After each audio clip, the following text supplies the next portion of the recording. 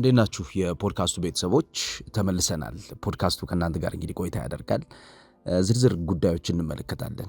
ዓለም ዋንጫውን አስታከን የምናነሳቸው ነገሮች ነው ያሉት በብዛት።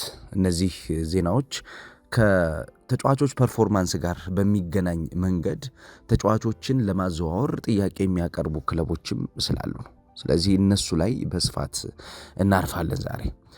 የአንድ ተጫዋች ትኩረት ስቧል። በዛሬው ፕሮግራም የምመለከተው እሱን ስለሚሆን ይሄ ተጫዋች እንግሊዛዊ ሞርጋን ሮጀርስ ነው። ሮጀርስን በፍላጎት ደረጃ ወደ 3 የሚጠጉ ቡድኖች ለማዘዋወር ጥያቄ እያቀረቡ ይገኛሉ። ገፍቶ እየሄደው ግን የእንግሊዙ ክለብ አርሰናል ነው። አርሰናል በተለይ ካምፕ ውስጥ በሚገኙ ተጫዋቾች አማካኝነት የሞርጋን ሮጀርስን ዝውውር እውን ለማድረግ ጠንክሮ እየሰራ እንደሆነ ይነገራል። ሰሞኑን በወጡ መረጃዎች ከሆነ ደግሞ አርሰናል የዚህን ተጫዋች ዝውውር ለመፈጸም የመጨረሻውን ስራ እየሰራ እንደሆነ ነው የተነገረው። የተጫዋቹ ወኪል ከተጫዋቹ ፍላጎት ጋር በተያያዘ ተጫዋቹ በሊጉ ትልቅ ስም ወዳለው ቡድን መሄድ የየትኛውም ተጫዋቾች ህልም እንደሆነ አንስቶ ነበረ። ስለዚህ ሻምፒዮኑ አርሰናል ይህን ተጫዋች የማግኘት እድል ሊኖረው ይችላል ተብሎ ይጠበቃል። አርሰናሎች ለምንድን ነው በዚህኛው ተጫዋች ዝውውር ላይ ትኩረት አድርገው የቆዩት የሚለው የሚነሳ ነገር ነው። ምክንያቱም በቀኝ የማጥቃት ዞን የአርሰናል እንቅስቃሴ ጥያቄ የሚነሳበት እንደነበረ ያለፉት 2 ዓመታት የተጫዋቾቹ ፐርፎርማንስና የተጫዋቾቹ ጉዳት አንዱ ፖይንት ይመስላል። የአርሰናል የማጥቃት እንቅስቃሴ አብዛኛውን ከቀኙ የጨዋታ አቅጣጫ በሚነሳ ፔኔትሬሽን የተጋጣሚን የጨዋታ እቅድ በማበላሸት ተጋጣሚን በራሱ ሜዳ ተወስኖ እንዲቆይ በማድረግ ተጋጣሚ አቅዶ እንዳይወጣ በማድረግ ፒን በማድረግ ወይም ደግሞ ወግቶ በመያዝ ቀስፎ በመያዝ እንቅስቃሴው እንዳይመለስ ጫና የሚያሳድር ሽግግሮችን ያደርጋል። በዚህኛው ሽግግር ያለፉት 3 ዓመታት ስታቶችን ስንመለከት እየወረደ ነው የመጣው። 56 ከመቶ የማጥቃት እንቅስቃሴ፣ 48 ከመቶ የማጥቃት እንቅስቃሴ፣ ያሳለፍነው የውድድር ዓመት ደግሞ 44.1 ከመቶ የማጥቃት እንቅስቃሴ ነው ያለው ይሄ ቡድን። የዛሬ 3 ዓመት የነበረው የአርሰናል የቀኝ ዞን የማጥቃት እንቅስቃሴ ከ56 ከመቶ በላይ የአርሰናል የማጥቃት ግንዛቤ የሚነሳው ወደ ተጋጣሚ ሜዳ በሚደረጉ ሽግግሮች ውስጥ ከፍተኛ የሆነውን ጫና የሚያመጡት እዛ ቦታ ላይ በሚፈጥሩት ቅርጽ ያለው የማጥቃት ሽግግር ነው። ስለዚህ ይሄንን ቦታ ማደስ ይፈልጋሉ። በዚህኛው ቦታ ላይ የሚኖረው እድሳት የቡድኑን ሁለንተናዊ የሆነ የማጥቃት ሁለንተናዊ የሆነ የጫና ብልጫ ያመጣላቸዋል። በአንድ የጨዋታ ድህረ መግለጫ ላይ ሚኬል አርቴታ የተናገረው ነገር አለ። ሁሉንም ፍሮንቶቻችን፣ ሁሉንም የማጥቂያ መንገዶቻችን እንደገና እንመለከታቸዋለን፣ እንደገና ለማደስ እንሞክራለን። በሊግ ወይንም ደግሞ በሌሎች ትልልቅ ውድድሮች ላይ ውጤታማ ለመሆን አንድ የማጥቂያ አማራጭ ብቻውኑ በቂ አይሆንም የሚል አስተያየት ሰጥቶ ነበር።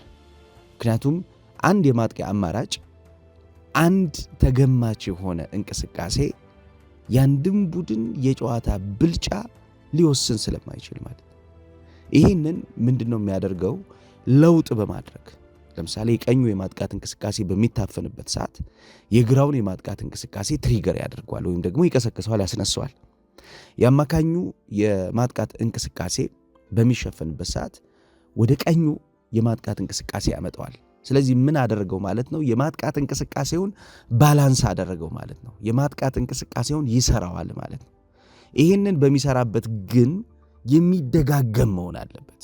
አንዴ የሚቆም ሳይሆን በተደጋጋሚ የተጋጣሚን እንቅስቃሴ ጫና ውስጥ እየከተተ የተጋጣሚን የጨዋታ ብልጫ እያሸነፈ ሊሄድ የሚገባ እንደሚሆን አጠንክሮ ተናግሮ ነበር። ስለዚህ የሞርጋን ሮጀርስ ዝውውር የታቀደበት ዝውውር ነው የሚባለው ለዚህ ነው። የቀኙን የማጥቃት እንቅስቃሴ እድሳት ፍለጋ ነው ይህን ተጫዋች ለማምጣት እየሞከረ የሚገኝ። ከዛ ውጭ በጣም መሰረታዊ የሚባለው የአርሰናል የመስመር የማጥቃት እንቅስቃሴ ትልቁ ፈተና ምንድነው? የተጫዋቾች ተደጋጋሚ ጉዳት። ተጫዋቾች በዚህ ቀጠና ላይ በሁለቱም ቀጠናዎች ላይ በጣም ወሳኝ የሚባሉ የጨዋታ ፒሪዮዶቻቸው ላይ ጉዳቶችን ያስተናግዱ ነበር።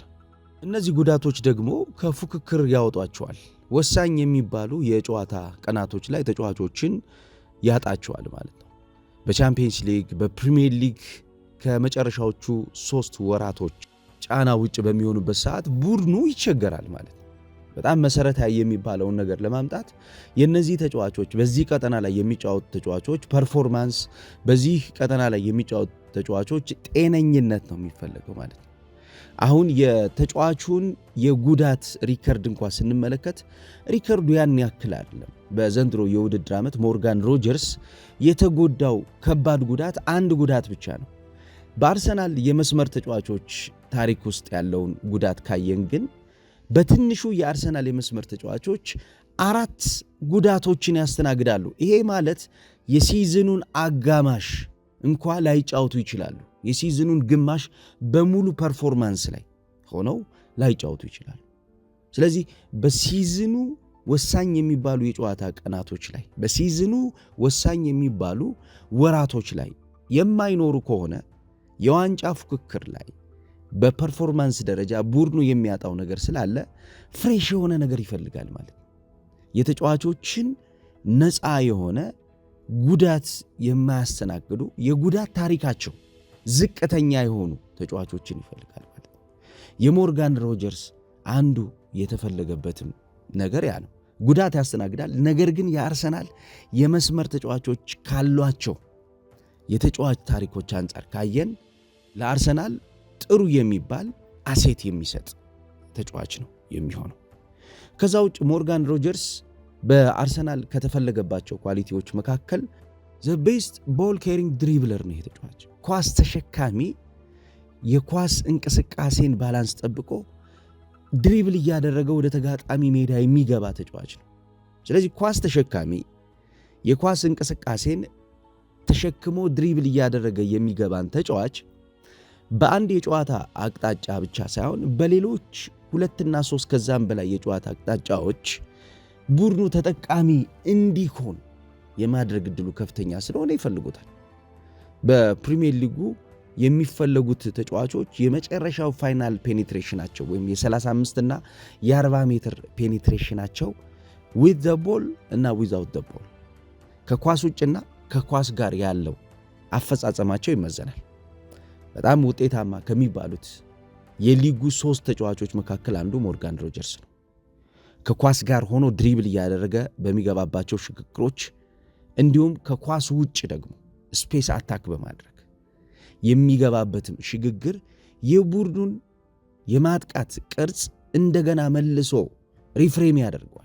ሪስትራክቸር እያደረገ መልሶ እንደገና ቅርጽ እየሰጠ የፈረሰውን ቅርጽ እንደገና እያስተካከለ እንደገና ለሌላ የተጋጣሚ እንቅስቃሴ ደግሞ አስቸጋሪ ቅርጽ እየሰጠ የመሄድ እድል ያለው ተጫዋች ነው ይሄ ተጫዋች። ስለዚህ ቡድኑ ከሚፈልገው ኳሊቲ አንጻር እዚህ ተጫዋች ላይ ቢቆይ ብዙ የሚያስገርም ነገር አይደለም። ያለፉት 3 ዓመታት አርሰናል ከተጎዳባቸው የተጫዋቾች ቦታዎች መካከል የቀኝ የማጥቃት እንቅስቃሴውና በተጨማሪም የግራ የማጥቃት እንቅስቃሴው ይሄ ማለት የዊንግ የማጥቃት እንቅስቃሴው የኳሊቲና የተጫዋቾች ጉዳት ድግግሞሽ ነው። በዘንድሮ የውድድር ዓመት የተወሰነ ትንሽ መተንፈስ የቻለው አርቴታ የትሮሳርድ ወጥ ሆኖ የተጫወተባቸው ሳምንታቶች ከፍ ማለት ነው። ከአምናው አንጻር ስንመለከተው ከካቻምናው አንጻር ስንመለከተው እዚህ ቦታ ላይ የሚጠቀማቸው ተጫዋቾች በቋሚነት የሚጠቀማቸው ተጫዋቾች አልተጎዱም ማለት አይደለም፣ ጉዳት አስተናግደዋል። 1/4 የሚሆነው የሲዝን ጨዋታዎች ላይ ጉዳት አስተናግደዋል በድምር። ቡካዮ ሳካ ደግሞ half of the season አልነበረም። በጣም ወሳኝ የሚባሉ የጨዋታ ጊዜያቶች ላይ አልነበረም የተጫዋች። የሱም ቦታ የመሸፈን ግዴታ ከነበረባቸው ተጫዋቾች መካከል ኖኒ ማድወኬ እንዲሁም ትሮሳርድን ማንሳት እንችላለን። እንዲሁም ጋብሪኤል ማርቲኔሊ ሌላኛው ተጫዋች ሆኖ እየተመለከትነው ነበር። ስለዚህ እዚህኛው ቦታ ላይ አሁን ከአጠቃቀም አንጻር የተጫዋቾች የድግግሞሽ ጊዜ ስለሚፈልግ ተጫዋቾች እዚህ ቦታ ላይ የሚያሳዩት ፐርፎርማንስ ተጫዋቾች እዚህ ቦታ ላይ የሚኖራቸው ጤነኝነት አስፈላጊ ስለሚሆን ይህንን ተጫዋች የሙጥኝ ብሎ ለማምጣት ከወዲሁ እንቅስቃሴ እያደረገ ውስጥ ለውስጥ እንቅስቃሴ እያደረገ ይገኛል። አስቶን ቪላ ይህን ተጫዋች ይለቃል ወይ? አርሰናል ከዚህ በፊት ከአስቶን ቪላ ያስፈረማቸው ተጫዋቾች አሉ ወይ ብለን ስናነሳ አንዱ ትልቁ ፈተና የሚመጣው እዛ ላይ ነው። ምክንያቱም አርሰናል 2 ተጫዋቾችን ከአስቶን ቪላ ለማምጣት ጥያቄ አቅርቦ ያለፉት 3 ዓመታት ውድቅ ተደርጎበታል። እስከ መጨረሻው ገፍቶ ሄዶ እነኚህን ተጫዋቾች የማምጣት እቅድ እንዳለው አብራርቶ ለአስቶን ቪላ እግር ኳስ ክለብ ለቦርዱ ጥያቄ ቀርቦ ቦርዱ ውድቅ ያደረገባቸው ዝውውሮች አሉ። ስለዚህ አርሰናል ድግግሞሹን ካየነው ከአስቶን ቪላ ተጫዋቾችን የማምጣት ታሪኮቹ የተሳኩለት የሚባል አይደለም። የመጀመሪያው የኦሊ ዋትኪንስ ዝውውር እንደምታስታውሱት ይህን ተጫዋች አርሰናል ለማዘዋወር 68 ሚሊዮን ፓውንድ ድረስ መድቦ ነበር። ዮኬሬሽ ከመምጣቱ በፊት የነበረው የአጥቂ እቅዱ ኦሊ ዋትኪንስ የሚባለው እንግሊዛዊ የፊት መስመር ተጫዋችን ወደ ክለቡ ማምጣት ከልጅነቱ ጀምሮ መጫወት የሚፈልግበት ቡድን ስለሆነ አርሰናል ተጫዋቹ ይህንን ጥያቄ ውድቅ የማድረግ ፍላጎት እንደሌለው የቅርብ ሰዎች ተናግረው ነበር። ነገር ግን የመጀመሪያው ጥያቄውን ውድቅ ያደረገው የነበረው የክለቡ የበላይ ጠባቂዎች ውሳኔ ነበር። በግልጽ አይሸጥም ነበር ያሉት ኦሊ ዋትኪንስን። አርሰናል ይህንን ተጫዋች ለመግዛት ወደ 3 ጊዜ ያክል ኦፊሻል ቢድ አቅርቧል። ተጫዋቹ እንፈልገዋለን፣ ለተጫዋቹ የሚገባውን ሂሳብ እንከፍላለን፣ እንሰጣለን በሚል ጥያቄ አቅርቦ ውድቅ ተደርጎበት ነበር። በወቅቱ ሚኬል አርቴታ እንዳውም ከተጫዋቹ ዝውውር ጋር በተያዘ ውድቅ በተደረገበት ሰዓት ጋዜጠኞች ጥያቄ ሲጠይቁት በዚህ ጉዳይ ላይ ምንም አይነት ኮሜንት መስጠት አልፈልግም የሚል አስተያየት ሰጥቶ ነበር። እንደ አርሰናል አይነት ትልቅ ቡድን የተጫዋች ግዢ ጥያቄ አቅርቦ ውድቅ ሲደረግበት የዝውውር ስትራቴጂው ላይ ጥያቄ ነው የሚያስነሳበት። ማለት የዝውውር ስትራቴጂው ላይ የሚነሳበት ጥያቄ አርሰናል ተጫዋቾችን በማዘዋወር ፖሊሲ ውስጥ ያለውን ደከም ያለ ተጽዕኖ ነው የሚያሳየው የሚል ብዙ ጥያቄዎች ሲነሱ እንደነበረ የሚታወቅ ነው። ነገር ግን ያለፉት 18 ወራት የአርሰናል የዝውውር ፖሊሲ ተቀይሯል። በተለይ ቤርታ ከመጡ በኋላ አርሰናል ጨካኝ ቡድን ሆኗል። የተጫዋቾችን ዝውውር በመፈጸም የተጫዋቾችን የግዢ ፖሊሲ ስትራቴጂውን ቀይሯል። ደፍሮ ተጫዋቾችን ከሚባለው በላይ ዋጋ ከፍሎ በማምጣት ተጫዋቾችን ሪሴል ቫሊያቸውን በመጨመር ሌላ የተጫዋቾችን አይን መሳብ የሚል ስትራቴጂ ነው እየተከተለ የሚገኘው። ትገዛለህ፣ ትሸጣለህ፣ ትገዛለህ፣ ትልቅ ተጫዋች ታደርጋለህ፣ ትገዛለህ፣ ሌሎች ተጫዋቾች የሚመጡበትን መንገድ ትጠርጋለህ።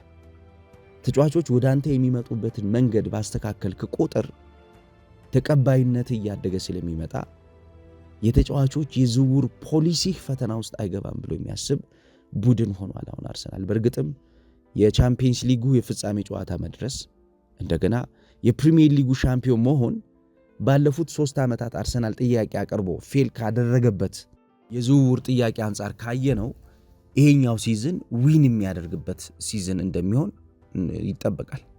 ስለዚህ አስቶን ቪላ የኦሊ ዋትኪንስን ዝውውር ውድቅ ያደረገበትን ሰዓት ላይ ያለውን አርሰናል አናገኘውም ማለት ነው። ይሄ ለቡድኑ በተለይ ለፒአሩ ትልቅ ስራ ነው ማለት እንችላለን።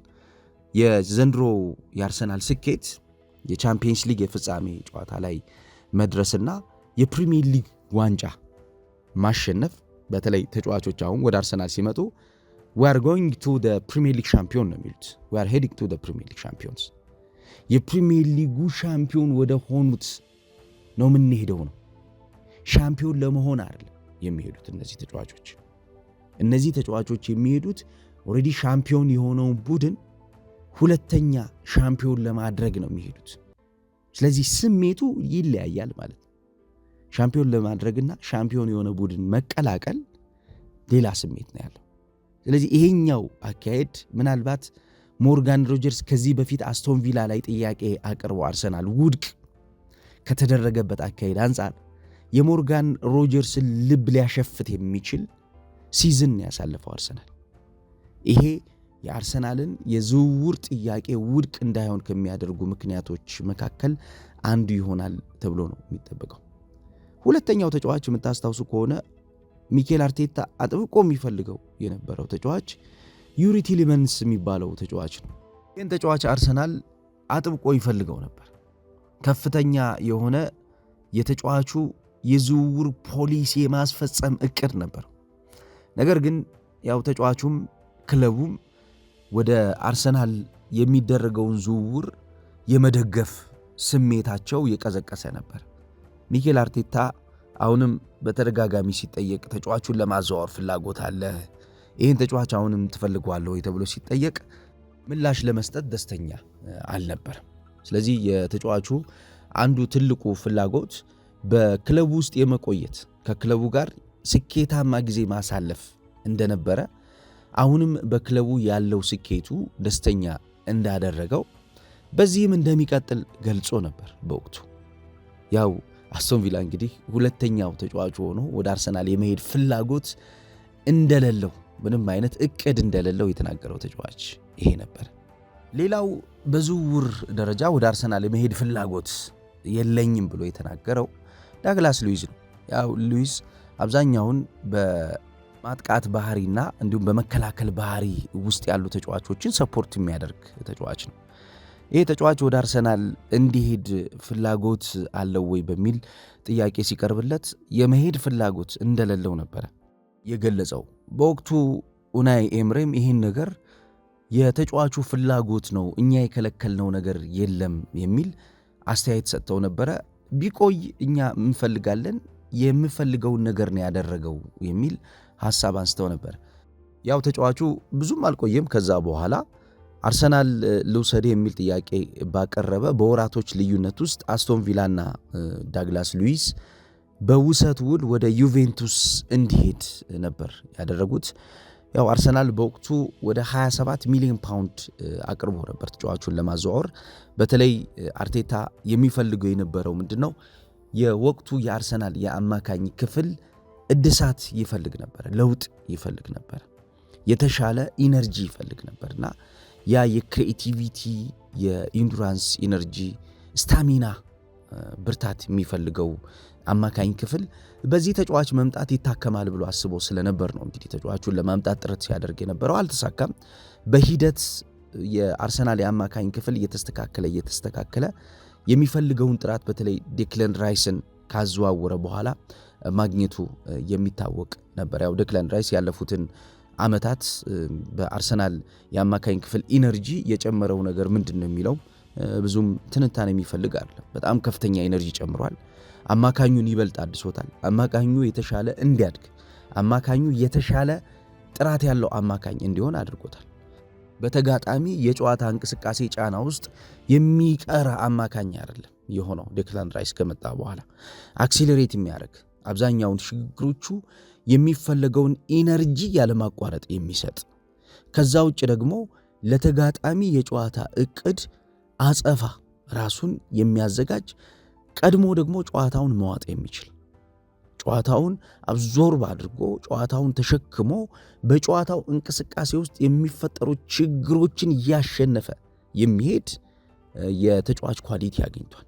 ይሄ እንግዲህ ያለፉት 2 ዓመታት የአምናውን ጉዞ የካቻ አምናውን የቻምፒየንስ ሊግ የፕሪሚየር ሊግ ጉዞ ያየ የአርሰናል ደጋፊ በቀላሉ ያለ ትንታኔ መመስከር የሚችለው ነገር ነው። ስለዚህ የሚኬል አርቴታ አንዱ የዝውውሩ ጥራት ተጫዋቾችን የሚያይበት አይኑ ጥሩ ነው። ከዚህ በፊት አርሰናል በዝውውር ፖሊሲው አንዱ ትልቁ ይተችበት የነበረው ነገር ምንድነው? የሚያድጉ ተጫዋቾች ላይ ትኩረት ያደርጋል። አዎ ያ ፕሮግሬስ የሚፈልግ ቡድን በመሆኑ የሚያድጉ ተጫዋቾች ላይ ትኩረት ሊያደርግ ይችላል። ግን ይህን ነገር ወዴት ቀይሮታል? አሁን አርሰናል ወደ አካዳሚ ቀይሮታል። ከውጭ ተጫዋቾችን ከማምጣት ይልቁን የአካዳሚ የሚያድጉ ተጫዋቾች ላይ ፎከስ በማድረግ ወቅታዊ ለሆነው የቡድን ውጤት ግን ዝውውር ላይ ትኩረት ያደርጋል። ያ ዝውውር ቡድኑን የተሻለ ኢነርጂ እንዲኖረው ያደረገው፣ ቡድኑን የተሻለ ጥራት እንዲኖረው የጎደለውን ነገር እንዲያገኝ አድርጎታልና ዘንድሮም ሞርጋን ሮጀርስን የማምጣት እቅድ ያለው አርሰናል በቀጣዮቹ ቀናቶች እንግዲህ ይህን ተጫዋች ያዘዋውረዋል አያዘዋውረውም የሚለው የሚጠበቅ ነው የሚሆነው። እናንተም ትላላችሁ መምጣቱ ምን ሊጨምር ይችላል አርሰናል? እስኪ አርሰናል ደጋፊዎች ሐሳብ ስጡበት። ነገ ደግሞ በሌላ ፕሮግራም እንገናኛለን። ጥሩ ቀን ይውላችሁ።